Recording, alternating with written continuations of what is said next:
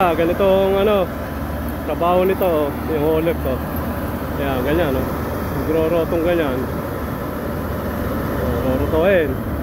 Tapos itong naroto na to, gagamitan naman ng isang roto. Ayan, no? Ayan, no? Tinutulak yung lupa. Yan, no? Itutulak daw sa malalim to. Malalim po kasi ron kaya gusto kong patagin ayan, no? Nauunti-unti naman na nila. So ayan, ganyan, no? Tignan nyo, magaling.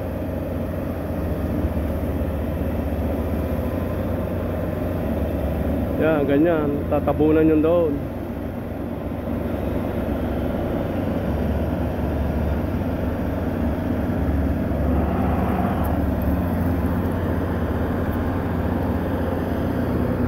Ito lang naman pinitak na to. Ito lang pinitak. Itong pitak lang naman pala na ito. Yan lang naman yung anuin nila. Yan yung papantayin. Kasi bababa rito sa iba naman dito.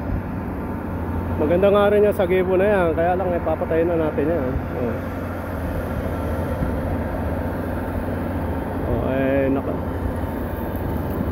Kung wala kang nito, mga gamit, medyo gagastos ka rin ng malaki Ayan, tingnan na, panoorin natin yung mga ginagawa ni Manggi na yun Ayan, ganyan po ang pagpatag nila Ayan, papatagin ng ganyan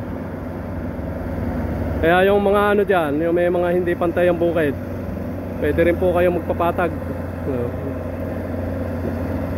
o kontakin nyo lang po si San Luis o kaya ako. Madadali na po yung mga bukid nyo, mapapantay na namin.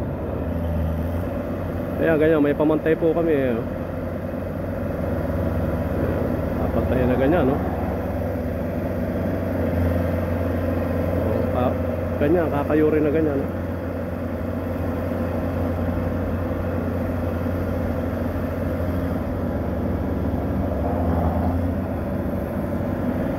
Trabaho po sa bukid Hindi yung porke akala mo bukid ka lang ng bukid, kailangan papantayin din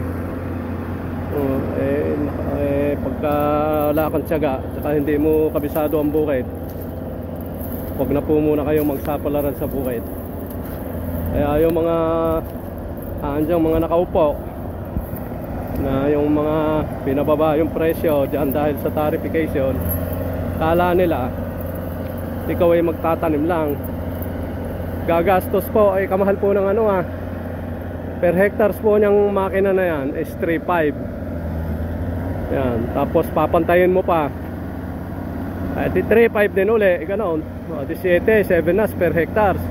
Kung may 5 kang hectares, di ubos mo na yung land preparation pa lang, hindi pa land preparation yung pampantay pa lang, ubos mo na yung 35,000 mo. Iba pa po yung pagtatanim, iba pa yung yung binhi, sinabing may ayuda, pero yun lang po ba, binhi lang po ba? Hindi yun, meron pa po kami mga pesticides, insecticides, herbicides kami ginagamit. Yan, nako kaya yung mga akala nila tanim lang na tapos pinababa ng todo yung presyo ito naman mga traders, sinamantala naman. Maawa naman kayo. Kung kay presidente mahiya naman kayo. Sa amin po nagmamakaawa naman po kayo. Maawa naman po kayo sa amin. Sige. Ciao po. Ciao.